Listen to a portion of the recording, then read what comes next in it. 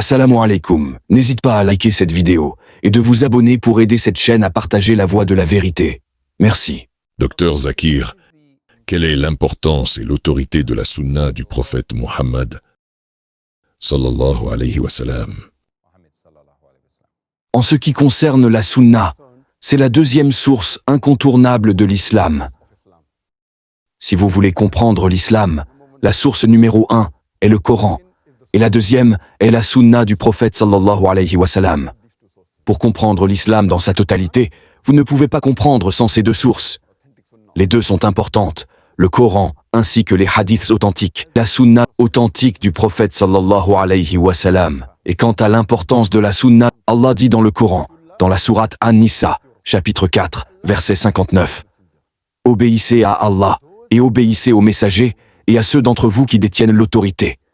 Mais si vous différez sur quelque chose entre vous, alors référez-le à Allah et aux messagers, si vous croyez en Allah et au jour dernier.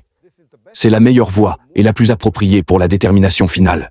Ici, le mot utilisé dans le Coran est ati'u, qui signifie obéir, et est utilisé pour obéissez à Allah et obéissez aux messagers. Le mot obéir est donc utilisé pour Allah et le messager, mais il n'est pas utilisé pour ceux qui détiennent l'autorité parmi vous. Cela signifie que l'obéissance indiscutable n'est due qu'à Allah et à son messager, sallallahu alayhi wa sallam. Et le verset continue, en disant que si ceux parmi vous, ceux qui détiennent l'autorité, si vous différez entre vous, référez-le à Allah et à son messager, sallallahu alayhi wa sallam. Allah et son messager, sallallahu alayhi wa sallam, sont donc l'autorité finale. Il n'est pas dit de le référer à ceux qui détiennent l'autorité, car nous savons que très souvent les savants diffèrent entre eux. Donc s'ils diffèrent, si un savant diffère, vous retournez à Allah et au messager. Et le savant qui est en accord avec Allah et le messager, vous devez le suivre.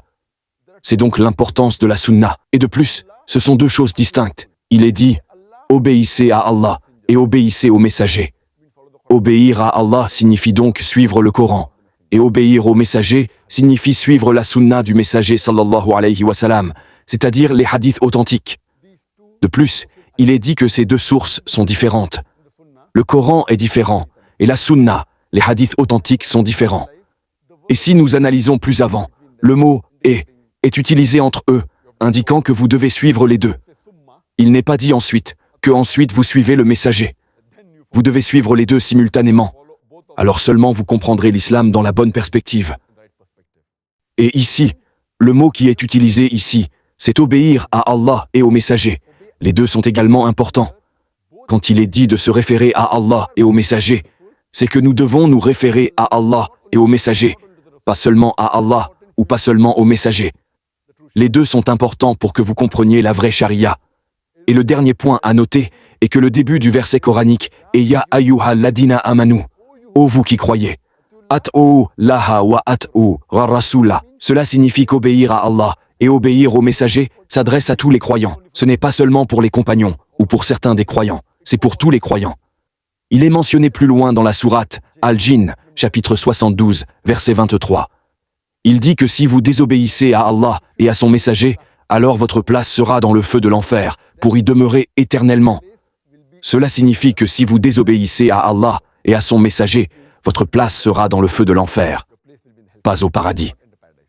De plus, il est mentionné que si vous n'obéissez pas à Allah et au messager, vos actes seront vains. Allah dit dans la sourate Muhammad, chapitre 47, verset 33, « Obéissez à Allah et obéissez au messager, et ne rendez pas vaines vos œuvres. » De plus, en ce qui concerne la troisième raison de l'importance de la sunna, obéir au messager, c'est obéir à Allah. Allah dit dans la sourate An-Nisa, chapitre 4, verset 80, que si vous obéissez au messager, vous obéirez à Allah. Et si vous vous détournez, nous n'avons pas envoyé le messager pour veiller sur vos affaires, en particulier vos mauvaises actions. Et il est mentionné plus loin dans le hadith de Sahih Muslim, volume 3, hadith numéro 4518, le bien-aimé prophète Muhammad sallallahu alayhi wa sallam a dit « Si vous m'obéissez, vous obéissez à Allah. Si vous me désobéissez, vous désobéissez à Allah. » Donc obéir au messager équivaut à obéir à Allah. Et de plus, Allah dit dans le Coran, dans la sourate An-Najm, chapitre 53, versets 3 et 4, que le messager sallallahu alayhi wa sallam ne parle pas de lui-même. Ce n'est rien de plus qu'une inspiration, wahy, qui lui est révélée. Et le bien-aimé prophète Muhammad sallallahu alayhi wa sallam a dit, c'est mentionné dans Sahih Bukhari, volume 9, hadith numéro 7, 1280, le bien-aimé prophète a dit, il y a parmi les croyants ceux qui entreront au paradis, et certains refuseront d'entrer au paradis. Alors les sahaba ont demandé, qui refuserait d'entrer au paradis? Le prophète sallallahu alayhi wa sallam a dit, ceux qui m'obéissent entrent au paradis, ceux qui me désobéissent refusent d'y entrer. Et enfin, le Coran dit que si vous obéissez au messager, Allah vous aimera. Allah dit dans la sourate Al-Imran, chapitre 3, verset 31, Allah dit à Muhammad sallallahu alayhi wa sallam, dit, si vous aimez Allah, suivez-moi, c'est-à-dire suivez le messager, Allah vous aimera et il pardonnera vos péchés. Suivre le messager est donc la preuve de l'amour pour Allah subhanahu wa ta'ala. Telle est donc l'importance de la sunna en islam. Qu'est-ce que la sunna? Qu'est-ce que cela signifie? Et combien de types de sunna y a-t-il? Alhamdulillah, wassalatu wassalam, ala rasulillah, wa ala ali wa sahbihi ajma'in, amma ba'd, a'udhu billahi minash shaitanir rajim, bismillahir rahmanir rahim, rabbi shrah li sadri, wa yassir li amri, wahlul 'uqdatam min lisani yafqahu qawli. Le mot sunna signifie littéralement la voie ou la coutume, et la sunna du prophète sallallahu alayhi wa sallam signifie la voie du prophète sallallahu alayhi wa sallam ou la tradition du prophète sallallahu alayhi wa sallam. Le mot sunna indique et signifie les paroles, les actes et les approbations du prophète sallallahu alayhi wa sallam durant les 23 années de sa prophétie. Cela signifie ce que le prophète sallallahu alayhi wa sallam a dit, ce que le prophète a fait et ce que le prophète a approuvé durant les 23 années de sa prophétie. Et la sunna du prophète sallallahu alayhi wa sallam peut être divisée en 3 types. Le premier est sunnat al-qawliya. Cela signifie les paroles du prophète. Le deuxième est sunnat al-fi'liya. Cela signifie les actions du prophète. Et le troisième est sunnat al-taqririya, ce qui signifie les approbations du prophète, actions faites en sa présence sans qu'il ne s'y oppose ou qu'il a approuvé. Donc, fondamentalement, ces 3 types de sunna existent dans 3 catégories différentes. Suite à votre réponse, pourrait-on dire qu'une personne qui néglige intentionnellement la sunna, cette personne serait-elle punie dans l'au-delà? Avant de répondre à votre question, j'aimerais clarifier certains points. En ce qui concerne les actions et les actes pour tout musulman, ils sont globalement divisés en 2 catégories. L'une est halal et l'autre est haram. Halal est la catégorie permise. Haram est la catégorie interdite, prohibée. De plus, la catégorie halal est subdivisée en 4 sous-catégories. La première est le fard, qui est obligatoire, qui est impératif. La deuxième est le mustahab, les choses qui sont encouragées en islam. La troisième est le mubah, les choses qui sont optionnelles, permises en islam. La quatrième est le makruh, les choses qui sont découragées en islam ou détestables. Donc en tout, il y a 5 catégories. Numéro 1 est fard, qui est obligatoire et impératif. Numéro 2 est le mustahab, chose qui est encouragée. Le troisième est le mubah, chose qui est optionnelle. Quatrième est makruh, chose qui est découragée ou détestable en islam. Et cinquième est haram, chose qui est interdite et prohibée. Maintenant, si une personne accomplit un acte fard, un acte obligatoire, elle obtient une récompense, tawab. C'est-à-dire, elle obtient des points positifs. Si une personne n'accomplit pas une chose phare, elle reçoit une punition, elle obtient des points négatifs. En ce qui concerne la deuxième catégorie, c'est-à-dire mustahab, si une personne accomplit un acte mustahab, elle obtient une récompense, elle obtient le point positif. Mais une personne qui n'accomplit pas un acte mustahab, elle ne reçoit aucune punition, elle n'obtient aucun point négatif. La troisième catégorie, c'est mubah, optionnel. Qu'une personne accomplisse l'acte optionnel mubah ou non, ou n'accomplisse pas un acte optionnel, elle n'obtient aucun point positif, aucun point négatif. Elle n'obtient aucune récompense, elle ne reçoit aucune punition. C'est absolument neutre. C'est optionnel. La quatrième catégorie est le makruh, le découragé ou détestable. Si une personne s'abstient des choses qui sont makruh, elle obtient le point positif. Elle obtient une récompense. Et si une personne fait la chose makrou, elle ne reçoit aucune punition, elle n'obtient aucun point négatif. En ce qui concerne la dernière, la 5e catégorie, c'est-à-dire haram, c'est interdit. Si une personne s'abstient de faire la chose haram, alors elle obtient un point positif, elle obtient une récompense. Si elle commet l'acte haram, elle reçoit une punition, elle obtient des points négatifs. Voilà donc en bref en ce qui concerne les 5 catégories. Venons-en maintenant à la question de la sunna. La sunna est de 2 types. L'une est la sunna lugawiya. C'est le sens littéral de sunna, c'est-à-dire les paroles, les actions et l'approbation du prophète sallallahu alayhi wa sallam. Donc en ce qui concerne la sunna lugawiya, c'est-à-dire le sens littéral de sunna, elle peut tomber dans les 4 premières catégories des actes permis. Ce peut être une sunna qui est fard, une sunna qui est mustahab, une sunna qui peut être mubah, ou une sunna qui est makrou.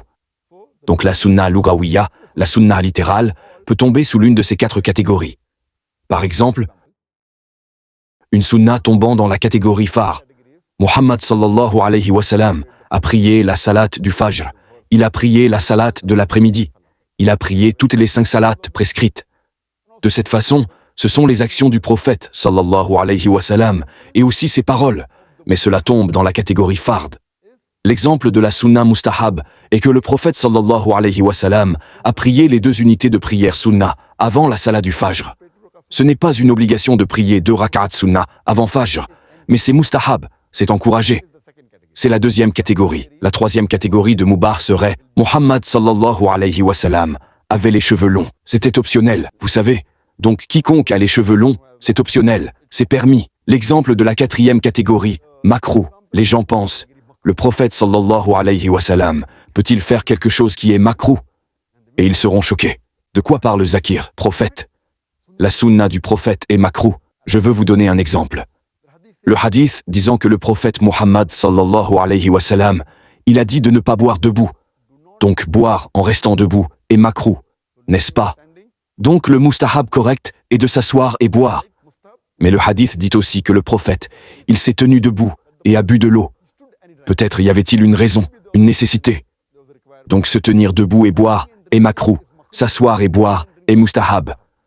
Boire debout est découragé, boire assis est encouragé. Il y a donc des moments, en cas de nécessité, quand l'exigence est là, où le prophète sallallahu alayhi wa sallam a parfois fait des choses qui sont makrou. Cela tombera donc dans la catégorie de la sunna, qui est makrou, au sens linguistique, littéral, pas au sens du fiqh. J'y viendrai plus tard. Sinon les gens diront, qu'est-ce que Zakir dit là? Que sunna signifie faire du makrou? Non, ce n'est pas ça. Lugawi, oui, ça peut l'être.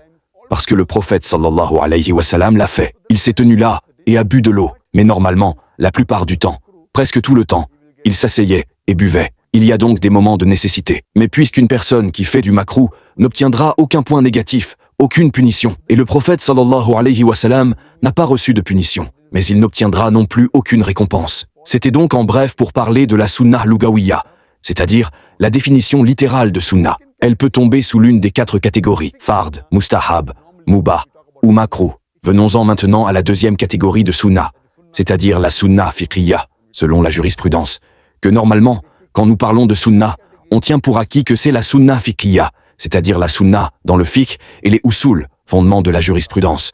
Vous savez, quand nous parlons de sunna. Donc ceci est fondamentalement la 2e catégorie de mustahab. Quand nous disons que vous priez les 2 rak'at sunna avant fajr, c'est la sunna du prophète sallallahu alayhi wa sallam. C'est la sunna du prophète de s'asseoir et boire de l'eau. Quand ils disent cette sunna, ils parlent de la sunna du fiqh. Cela indique le mot mustahab. Donc normalement dans la vie de tous les jours, quand nous musulmans disons c'est sunna de faire ceci et sunna de faire cela, la plupart du temps, presque toujours, quand ils utilisent le mot, c'est sunna du prophète de s'asseoir et boire, c'est sunna du prophète de prier 2 rak'at sunna avant la salat du fajr, c'est sunna du prophète de prier 2 rak'at de tahiyatul masjid, prière salutation de la mosquée, quand on entre dans la mosquée. Tout cela relève principalement de la catégorie mustahab. La sunna fiqhiyya est donc mustahab, les choses qui sont encouragées. Et dans toutes ces 5 catégories de fard, mustahab, mubah, makrou, et dans haram, il y a des sous-catégories. D'accord? Comme nous l'avons discuté la dernière fois, péché, péché majeur, péché mineur. Donc dans les choses haram, il y a des harams qui sont majeurs, des harams qui sont mineurs. Même chose, makrou, certains sont moins makrou, certains sont plus makrou. Mouba, bien. Le prophète gardait les cheveux longs. C'est Mouba, optionnel. Mais si quelqu'un fait cette chose optionnelle par amour pour le prophète, il obtiendra une récompense. Bien que ce soit optionnel, pas de punition, pas de récompense. Mais si vous le faites par amour pour le prophète, alors pour cela vous obtiendrez une récompense. Encore une fois, il y a donc des choses optionnelles que le prophète a faites, qui ont plus de poids que des choses optionnelles que le prophète n'a pas faites. De plus, dans le mustahab, il y a sunnah mu'akkada, sunnah ghayr mu'akkada. Sunnah mu'akkada signifie une sunnah plus importante. Les deux sunnahs avant la salade du fajr sont sunnah mu'akkada. C'est une sunnah plus importante que les autres sunnahs. Donc sunnah mu'akkada, sunnah ghayr mu'akkada. Même chose dans les obligations, dans les faraïd. Dans la première catégorie, il y en a qui sont plus importantes, d'autres moins importantes. Par exemple, les 5 piliers de l'islam. Numéro 1 est le tawhid.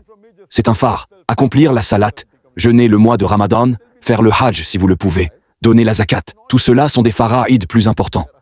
Et s'abstenir des péchés majeurs, ceci lui-même déjà discuté, relève des faraïd majeurs. Ensuite, il y aura des faraïd moindres. Donc dans toutes ces catégories, il y a des sous-catégories. Mais pour en venir à votre question de base, serons-nous punis si nous ne faisons pas intentionnellement la sunnah du prophète sallallahu alayhi wa sallam? Maintenant, cette sunnah dont vous parlez, je suppose que c'est la sunnah fiqhiyya. Si c'est la sunnah lughawiyya, linguistique, littérale, j'ai déjà donné la réponse. Les 4 premières catégories. Sunnah fiqhiyya signifie qu'elle tombe dans la catégorie mustahab, ce que j'ai déjà discuté plus tôt. Si vous faites un acte mustahab, c'est-à-dire une sunnah fiqhiyya, vous obtiendrez une récompense pour cela. Vous obtiendrez des bénédictions pour cela. Si c'est sunnah mu'akkada, alors plus de bénédictions par rapport à sunnah ghayr mu'akkada. Celle-là aussi obtiendra des bénédictions, mais moins. Mais si une personne ne le fait pas, intentionnellement ou non, elle ne sera pas punie pour cela. Mais cela ne signifie pas que parce que nous n'obtiendrons pas de punition pour ne pas faire la sunnah, nous devrions nous abstenir de la faire. Parce que nous, êtres humains, nous faisons tant d'erreurs, nous commettons tant de fautes, nous sommes impliqués dans tant de péchés. Cette sunnah, quand nous la faisons, nous obtenons des points supplémentaires, nous obtenons des récompenses. Cela nous aidera à combler les lacunes qui existent dans nos autres fautes. Toutes les autres fautes que nous commettons, cela aide à couvrir nos fautes, certains de nos péchés. Par conséquent, un musulman devrait faire autant de sunnah que possible. Ce n'est pas parce qu'il n'obtiendra pas de punition qu'il ne devrait pas la faire. En fait, il devrait essayer de faire autant de sunnah fiqhiyya, mustahabat, afin que cela l'aide à couvrir les autres fautes que les êtres humains commettent, et cela l'aidera à aller au Jannah.